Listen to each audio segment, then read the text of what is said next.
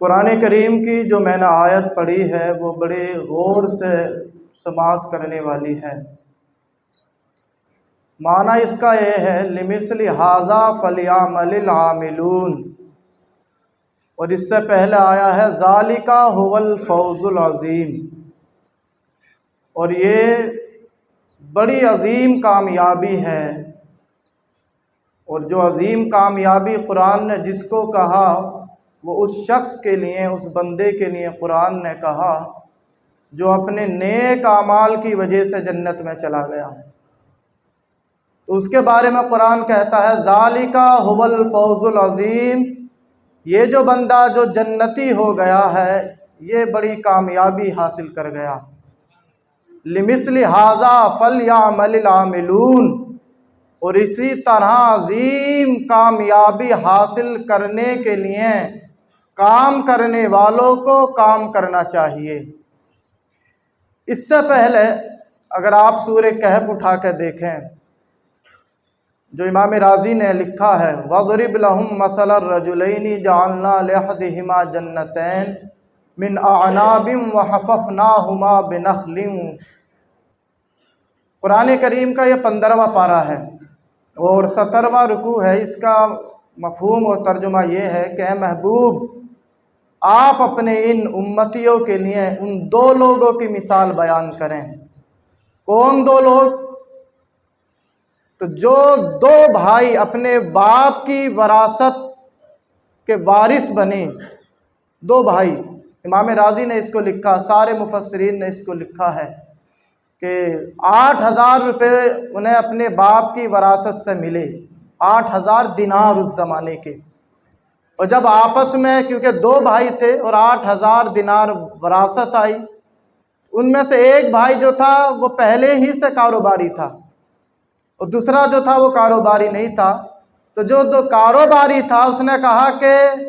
یہ جو 8,000 دینار ہم دونوں کو وراثت میں ملے ہیں، 4,000 تو لے لے، 4,000 میں لے لیتا ہوں، تو اپنا کام کر میں اپنا کام کروں گا۔ امام راضی لکھتے ہیں کہ دونوں نے 4,000 دینار بانٹ لیے، اور پھر آگے امام راضی لکھتے ہیں کہ جو زیادہ چالاک تھا، ہوشیار بنتا تھا، جو اپنے آپ کو زیادہ، جس نے کہا تھا کہ بٹوارہ کر لے، اس نے 1,000 دینار خرچ کر کے ایک محل عالیشان اس نے خریدا، اور جب خریدا تو اس نے اپنے اس بھائی کو بلایا دکھانے کے لیے کہ بھائی تو آ تو دیکھ تو صحیح میں نے کتنا عالیشان اپنا مکان گھر خریدا ہے۔ تو وہ بھائی آیا دوسرا اس کا، اور اس نے جب اس کے اپنے بھائی کا جب گھر دیکھا تو کہا واہ تو نے کیا عالیشان گھر خریدا ہے۔ اور سارے اس کے محل میں ٹہلنے کے بعد وہ اس کا بھائی نکلا اس کے محل سے تو کہتا ہے رب سے اے پروردگار عالم، میرے اس بھائی نے تو 1,000 دینار خرچ کر کے دنیا کے اندر اس نے عالیشان محل خریدا ہے، لیکن اے پروردگار عالم میں تجھ سے انی اسألک دارا من دور الجنہ، اے پروردگار عالم میں تجھ سے 1,000 دینار تیری راہ میں صدقہ کر کے میں تجھ سے جنت کا گھر خرید رہا ہوں۔ پھر اس نے دنیا کا گھر خریدا اور اس نے 1,000 روپے صدقہ کر کے جنت کا گھر خریدا، اور اللہ سے یہ کہا کہ اس نے دنیا کا خریدا ہے، میں تجھ سے جنت کا گھر خریدتا ہوں۔ وقت گزرتا رہا، پھر امام راضی آگے لکھتے ہیں کہ یہ جو اس کا بھائی تھا جس نے گھر خریدا تھا، کچھ دنوں کے بعد اس نے حسین و جمیل عورت سے شادی کی، اور پھر ولیمے کے لیے بھی اسے اپنے بھائی کو بلایا اور آ کر کہا کہ دیکھ تو ایسے ہی زندگی گزار رہا ہے، تو دنیا میں کچھ نہیں کر پائے گا، لیکن دیکھ میں نے گھر بھی بنا لیا، اور میں نے عالی شان گھر بنانے کے بعد میں نے شادی بھی کر لی حسین و جمیل عورت سے۔ تو اس کے بھائی نے کہا واقعی تو نے دنیا کے اندر بڑا اچھا کام کیا، لیکن پھر وہ ولیمے کی دعوت کھانے کے بعد جب اس کے گھر سے نکلتا ہے تو کہتا ہے پھر اے پروردگار عالم، میرے بھائی نے تو دنیا کی عورت خریدی ہے، میں 1,000 اس نے میرے بھائی نے تو 1,000 مہر ادا کر کے دنیا کی عورت خریدی ہے، میں 1,000 تیری راہ میں صدقہ کرتا ہوں اور میں تجھ سے جنت کی حور خرید رہا ہوں۔ 2,000 دونوں کے خرچ ہو گئے۔ پھر امام راضی آگے لکھتے ہیں وقت گزرتا گیا اور جو 2000 دینار اس کے بھائی کے پاس باقی تھے اس نے 2 عالی شان کیا ہے انگور کے باغ خریدے۔ اسے قرآن نے کہا وَضْرِبْ لَهُمْ مَثَلَ الرَّجُلَيْنِ جَعَلْنَا لِأَحَدِهِمَا، کہ اس کے بھائی نے 2000 دینار خرچ کر کے 2 باغ جب خریدے عالی شان تو پھر بلایا اس نے اپنے بھائی کو کہ آ دیکھ تو صحیح، تو نکارا ہے، نکمہ ہے، پتہ نہیں تو پیسہ کہاں خرچ کر رہا ہے، لیکن ذرا دیکھ تو صحیح اپنے بھائی کو۔ تو وہ دونوں باغوں کے اندر ٹہلا رہا تھا اور انگور کے خوشے دکھا رہا تھا، اور اس کا بھائی پورے اس کے دونوں باغ میں گھومنے کے بعد پھر اس کے باغ سے نکل کر پھر غریبوں پر 2000 دینار جو باقی تھے صدقہ کر کے کہتا ہے اے پروردگار، اس نے تو دنیاوی باغ خریدے ہیں، میں 2000 تیری رضا کے لیے اور تیری بارگاہ میں خرچ کر کے میں تجھ سے جنت کے 2 باغ خرید رہا ہوں۔ قرآن کریم کہتا ہے حال یہ ہوا کہ اس کے پاس کچھ پیسہ باقی نہ تھا اور وہ اپنے دنیاوی جاہ و جلال میں نوکر چاکر اتنے اس کے پاس جمع ہو گئے کہ حال یہ ہوا کہ جس نے اللہ کی راہ میں سارا کچھ خرچہ کر دیا تھا، جب اسے ضرورت پڑی تو یہ اپنے بھائی کے راستے میں کھڑا ہو گیا، اور اس کا بھائی اپنی سواریوں پر سوار ہو کر آیا تو کہتا ہے کہ تو نے تو اپنا سارا پیسہ برباد کر دیا، دیکھ تو صحیح میں نے دنیا کے اندر اپنا کاروبار اپنا بزنس کتنا بڑھا لیا ہے۔ لیکن وہ اس کا بھائی کہتا ہے ہاں تو اپنی نظر میں سمجھ رہا ہے کہ تو کامیاب ہے، لیکن میں نے جس پر بھروسہ کر کے جہاں میں نے انویسٹ کیا ہے مجھے یقین ہے کہ میرا پروردگار عالم تجھ سے کئی گنا بڑھا کر میرا رب مجھے کیا ہے لوٹائے گا۔ اور پھر امام راضی لکھتے ہیں جب دونوں بھائیوں کا انتقال ہوا دنیا میں کوئی رہنے کے لیے نہیں آیا ہے، چاہے عالی شان محل میں رہے، چاہے اس کے پاس ہزاروں میں ورکر ہوں، لیکن ہاں وقت ہر ایک پر وہ آتا ہے کہ ہاں تنے تنہا اکیلا قبر میں جا کر سو جاتا ہے۔ اور جو حالات ہیں جس زمانے میں ہم جی رہے ہیں اس میں تو زندگی کا بھروسہ بھی نہیں، اتنی زندگی کمزور ہو گئی ہے کہ ہمارے بڑے پیارے نمازی جو ہر وقت ہر نماز میں مجھ سے مصافحہ کر کے جاتے تھے، ابھی 2 دن پہلے عشاء کی نماز پڑھی، مجھ سے مصافحہ کیا اور گھر گئے تو پتہ چلا کہ ان کا انتقال ہو گیا، اور میرے پاس فون آیا تو میں حیرت میں پڑ گیا کہ واقعی یہ وہ زمانہ چل رہا ہے جو اللہ کے نبی نے اس وقت 1000 سال پہلے فرمایا تھا کہ قرب قیامت لوگ اچانک مر جائیں گے اور پھر سبب ڈھونڈتے رہ جائیں گے۔ ہوا کیا اس کو، صبح تو یہ ملاقات اس نے مجھ سے کی تھی، شام کی اس کو خبر نہیں، رات کو سویا ہے تو صبح کی خبر نہیں، یہ وہ زمانہ چل رہا ہے۔ اور اس زمانے میں بھی جب دونوں بھائیوں کا جب انتقال ہوا تو اس کا بھائی بھی عالی شان محل میں یہ سمجھتا تھا کہ مجھے مرنا نہیں ہے، لیکن امام راضی لکھتے ہیں کہ جب دونوں بھائیوں کا انتقال ہوا تو وہ بھائی جس نے رب سے سودا کیا تھا، جو قرآن جسے کہتا ہے کہ جو ہم سے سودا کرتا ہے فَيُضَاعِفَ لَهُ أَضْعَافًا كَثِيرًا، ہم اس کے گمان سے کہیں زیادہ بڑھا کر اس کی جھولی میں ڈال دیتے ہیں۔ اور جب دونوں کا حساب و کتاب ہوا تو وہ بھائی جو دنیا میں 4000 رب کی بارگاہ میں خرچ کر کے گیا، رب نے اسے جنت عطا فرما دی، اور جو دوسرا بھائی تھا وہ حساب و کتاب میں پھنس کر جب جہنم میں چلا گیا تو وہ جنت میں جب گیا، اب آگے کی بات سنیں کہ وہ جنتی جب جنت میں گیا رب نے اس کے داہنی جانب 70,000 خادم کھڑے کر دیے، بائیں جانب 70,000 خادم کھڑے کر دیے، کیونکہ اس کے بھائی کے دنیا کے اندر ہزاروں خادم نوکر چاکر تھے، رب نے اسے جنت میں 70,000 خادموں کی قطاریں اس کے سامنے لگا دی۔ اور جنتی کے بارے میں جو حدیث کے اندر آیا ہے کہ 70,000 جو اس لائن میں کھڑے تھے سب کے ہاتھوں میں شراب طہور کا کیا تھے، پیالے تھے سب کے ہاتھوں میں، اس والی قطار کے ہاتھوں میں الگ پیالے تھے۔ اور پھر حدیث کے اندر یہ آیا ہے کہ رب تبارک و تعالیٰ نے اسے 70 حوریں بھی عطا فرمائیں، اس نے دنیاوی عورت سے شادی کی، تو نے رب سے اخروی حور کو خریدا، رب نے اسے ایک دی، تیرے لیے رب نے 70 کا انتظام فرمایا، اور رب نے اس کے لیے دنیا میں باغ دیے، جسے قرآن کہتا ہے کہ وہ باغ کو دیکھ کر بڑا اتراتا تھا، دنیا کے اندر غریبوں کو باغ میں آنے نہ دیتا تھا۔ قرآن اس کو کہتا ہے کہ ہم نے اس کے باغ کو دنیا کے اندر تباہ و برباد کر دیا، لیکن یہ جو دنیا کے اندر اپنے اخروی باغ خرید کر آیا تھا، قرآن کہتا ہے کہ جب یہ اپنے باغوں میں ٹہلتا ہے تو اسے جنت کے ہواؤں کے جھونکے اسے محسوس ہوتے ہیں۔ اور پھر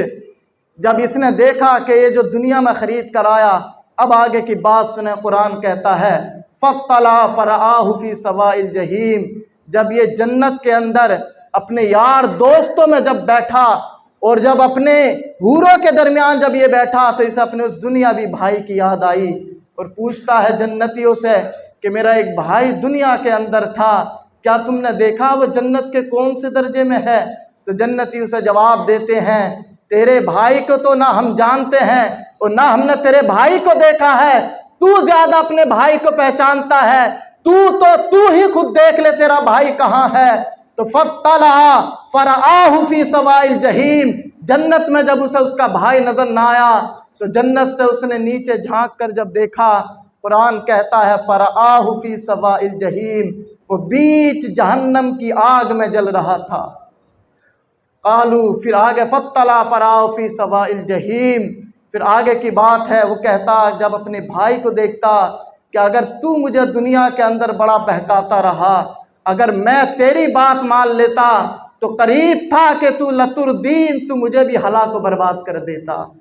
تو یہ ہے دنیاوی مثال، قرآن اس کو کہتا ہے اپنے ان امتیوں کے سامنے بیان تو کریں ان دو بھائیوں کی مثالیں کہ جس نے دنیا کو خریدا تو وہ جہنم کا حقدار ہو گیا، اور جو دنیا کے اندر جنت خرید کر گیا، رب تبارک و تعالیٰ نے اس کے گمان سے کہیں زیادہ کیا ہے اس کو رب نے کیا ہے جنت عطا فرمائی۔ اور جنت ہے کیا؟ اللہ کے نبی ارشاد فرماتے ہیں کہ حضرت موسیٰ علیہ السلام نے اپنے رب سے جب سوال کیا کہ اے پروردگار عالم، ادنا درجے کا جنتی کون ہے اور ادنا درجے کے جنتی کے لیے جنت کیسی ہوگی؟ تو رب نے فرمایا، یہ اللہ کے نبی حدیث کے اندر ارشاد فرماتے ہیں کہ جب حضرت موسیٰ نے پوچھا ادنا درجے کا جنتی کون، تو رب نے حضرت موسیٰ کو جواب دیا کہ جب ادنا درجے کا جنتی جنت میں داخل ہوگا تو وہ جس محل میں جائے گا ہر محل کے اندر اسے جنتی ملے گا، تو واپس پلٹ آئے گا، رب پوچھے گا واپس کیوں آ گیا؟ تو وہ کہے گا مالک تیری ساری جنتیں تو جنتیوں نے گھیر لی ہیں، میرے رہنے کے لیے جگہ کہاں ہے؟ تو رب فرمائے گا تو نے ہماری جنتوں کو اتنا چھوٹا سمجھ لیا ہے، تو تمنا کر کیا ہم تجھے اتنی بڑی جنت عطا نہ کر دیں جتنی ہم نے دنیا کے اندر بادشاہوں کو بادشاہت عطا کی ہے؟ تو وہ کہے گا اے پروردگار عالم تو قادر مطلق ہے، تو جو چاہے مجھے عطا کر دے۔ رب اسے دنیا کے برابر جنت عطا کرے گا، اور جب رب دیکھے گا کہ یہ اتنی بڑی جنت ملنے کے بعد خوش ہو رہا ہے تو رب اپنے اس بندے کی خوشی میں اور اضافہ کرے گا، فرمائے گا جا ہماری طرف سے اتنی اور بڑی جنت تیرے لیے ہے، اور خوش ہوگا۔ رب فرمائے گا لا لے اور ہماری طرف سے اتنی بڑی جنت لے جا، حتیٰ کہ دنیا کے 3 گنا برابر جب اس کو جنت مل جائے گی، رب اس سے پوچھے گا اب تو راضی ہو گیا ہے؟ تو وہ کہے گا پروردگار عالم میں تجھ سے کیوں نہ راضی ہوں؟ تو رب فرمائے گا ہمارے لیے تو تیرے پاس اور بھی بہت کچھ ہے، جا یہ 5 گنا بڑی ہم نے دنیا سے تجھے جنت دی ہے، ہماری رحمت کا تقاضا یہ ہے کہ اس دنیا سے 10 گنا بڑی جنت کیا ہے ہم نے تجھے کیا ہے عطا فرما دی ہے۔ پھر جب وہ 10 گنا بڑی جنت لے کر جب خوش ہوگا تو رب تبارک و تعالیٰ اپنے اس بندے کی خوشی کو دیکھ کر فرمائے گا، قرآن بھی اس کو کہتا ہے وَلَدَيْنَا مَزِيد، ہمارے پاس تو اور بھی بہت کچھ ہے۔ مفسرین فرماتے ہیں کہ اس آیت کی تفسیر کے تحت کہ رب جب جنتیں بھی بانٹ دے گا، ایسی کون سی چیز ہے جس کے بارے میں رب فرماتا ہے وَلَدَيْنَا مَزِيد، ہمارے پاس اس سے بھی کہیں زیادہ افضل والا چیز ہے؟ تو شارحین حدیث اور تمام مفسرین نے یہ بات لکھی ہے کہ رب کے پاس جو سب سے انوکھی چیز ہے وہ یہ ہے کہ رب تبارک و تعالی سارے جنتیوں سے فرمائے گا کہ آج کے بعد تمہارا رب تم سے ناراض نہیں ہوگا، اور لو ہر ہفتے میں 1 دن کیا ہے تم اپنے رب کا دیدار کیا کرو۔ تو یہ جو رب کا دیدار کرنا ہے، سارے مفسرین نے اس پر مہر لگا دی ہے کہ جنت کی ساری نعمتیں ایک طرف اور ایک گناہگار بندے کا اپنے رب کا دیدار ایک طرف، اس سے بڑی نعمت کوئی اور ہو ہی نہیں سکتی۔ لیکن قرآن کریم دوسری جگہ یہ بھی کہتا ہے فلا تغرنکم الحیات الدنیا، لیکن جب یہ ساری نعمتیں ہم نے تمہارے لیے وہاں پر اکٹھا کی ہیں، جمع کی ہیں، پھر تم دنیا کی زندگی میں دھوکے میں کیوں پڑ جاتے ہو؟ ولا یغرنکم باللہ الغرور، کیوں دھوکے میں ڈالنے والا تمہیں دھوکہ دے دیتا ہے؟ حالانکہ ساری چیزیں ہم نے قرآن کریم کے اندر بیاں کر دی، لیکن شیطان آتا ہے تمہیں برگلا کر چلا جاتا ہے۔ شیطان کے بارے میں تو یہ ہے کہ وہ فجر میں اٹھنے دیتا ہی نہیں ہے، اور حدیث کے اندر جو آیا ہے اگر بندہ فجر کی نماز کا ارادہ کرے کہ نماز پڑھوں گا تو حدیث کے اندر یہ آیا شیطان جو ہے اس کی کمر کو سہلاتا ہے، سو جا، اسے نیند دلاتا ہے، اور حتیٰ کہ پھر کیا ہوتا ہے، شیطان جیت جاتا ہے اور بندہ ہار جاتا ہے۔ اور روزانہ یہی ہوتا ہے، ہر آدمی کے پیچھے شیطان ہے، فجر میں اٹھنے نہیں دیتا، پشت کو سہلاتا رہتا ہے تاکہ اسے نیند اچھی آتی رہے اور یہ فجر کی نماز پڑھنے نہ جائے۔ لیکن کون ایسا بندہ ہے کہ جو شیطان جس سے روز جیت رہا ہے، لیکن وہ بھی تو ارادہ کرے کہ آج شیطان کو میں ہرا دوں گا، آج شیطان کو تو روزانہ مجھ سے جیتتا ہے، لیکن آج میں تجھے ہرا کر فجر کی نماز پڑھنے کے لیے جاؤں گا۔ کون ایسا جگرے والا ہے، کس کے پاس ایسا دل ہے، کون نفس مطمئنہ کا مالک ہے؟ اور یاد رکھیں 50 سال زندگی اگر کوئی اپنے لیے جی چکا ہے تو اس کے گمان کے مطابق 20-30 سال جیے گا، تو اتنا تو وہ ارادہ کرے کہ 50 سال میں اپنے لیے جی گیا، اپنے بچوں کے لیے جی گیا، اب یہ 20 سال زندگی جو باقی ہے اس کا بھی یقین نہیں یہ رب کے لیے جی کر جاؤں گا۔ ایسا ارادہ کریں، رب کے مطیع و فرما بردار بنیں، یقین جانیں جہاں بھی رب نے یہ وعدہ کیا ہے کہ ہم تمہیں جنت دیں گے، وہاں پر شرط یہ لگائی ہے ان الذین آمنوا وعملوا الصالحات، پہلے ایمان والے ہو اور پھر نیک اعمال ہماری بارگاہ میں لے کر آؤ گے، کانت لہم جنات الفردوس نزلا، تو ہم تمہاری مہمان نوازی جنت الفردوس سے کریں گے۔ تو کن کے لیے یہ وعدہ ہے کہ جو دنیا کے اندر جنہوں نے نیک اعمال کیے، اور آج تو ہم نماز کو اتنا ہلکا سمجھ لیتے ہیں، اور جو دنیا کی زندگی جو 70 سال کے اندر ہر انسان کی زندگی سمٹ رہی ہے، لیکن قبر کے اندر جب چلا جاتا آدمی تو 70 سال نہیں بلکہ قیامت تک تو قبر میں وہ بھگتے گا۔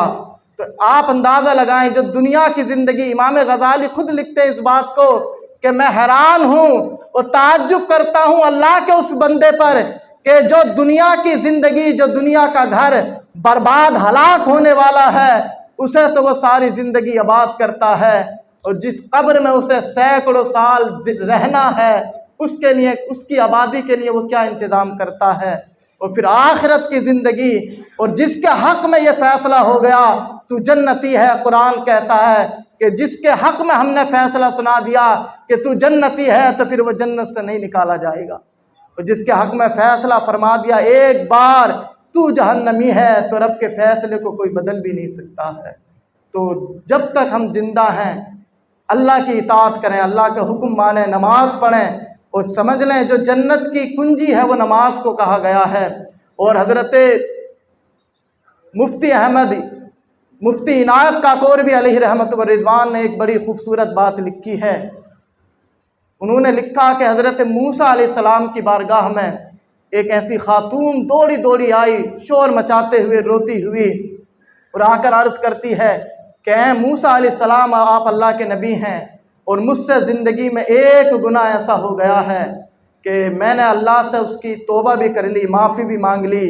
آپ کی بارگاہ میں اس لیے آئی ہوں کہ آپ جو ہے میرے حق میں دعا کر دے، اللہ میرے گناہ کو معاف کر دے اور میری توبہ قبول فرما لے۔ تو حضرت موسیٰ نے کہا پریشان کیوں ہے، تو نبی کی بارگاہ میں آئی ہے، ہوا کیا تیرے ساتھ؟ تو وہ خاتون کہتی ہے کہ مجھ سے زندگی میں ایک بار زنا ہو گیا،